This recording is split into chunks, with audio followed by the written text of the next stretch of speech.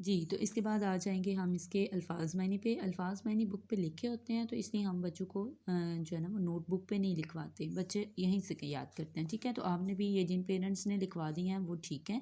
اب نیکسٹ جو یونٹس ہیں ان کے الفاظ معنی جو ہیں وہ آپ بچوں کو نوٹ بک پہ نہیں لکھوائیں گے. نوٹ بک پہ ہمارے 2 ہی CW ہوتے ہیں.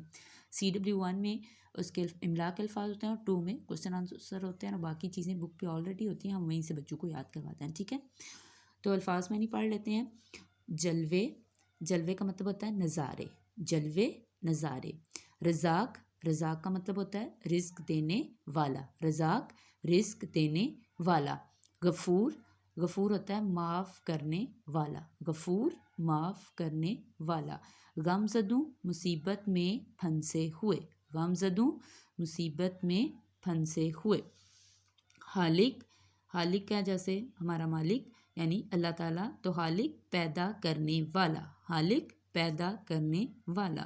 بر, خشکی زمین, بر خشکی زمین. بر کا مطلب خشکی بھی ہوتا ہے, زمین بھی ہوتا ہے. آپ کو جو ایزی لگے, جو یاد ہو آپ دونوں کر سکتے ہیں, ایک بھی لکھ سکتے ہیں. ٹھیک ہے, اس کے بعد ہے ظلمتوں. ظلمتوں کا مطلب ہوتا ہے اندھیروں یا تاریکیوں, تو اس میں بھی آپ دونوں میں سے ایک ہی کر سکتے ہیں, دونوں کا سیم میننگ ہے. ٹھیک ہے, اس کے بعد کرم مہربانی, کرم مہربانی.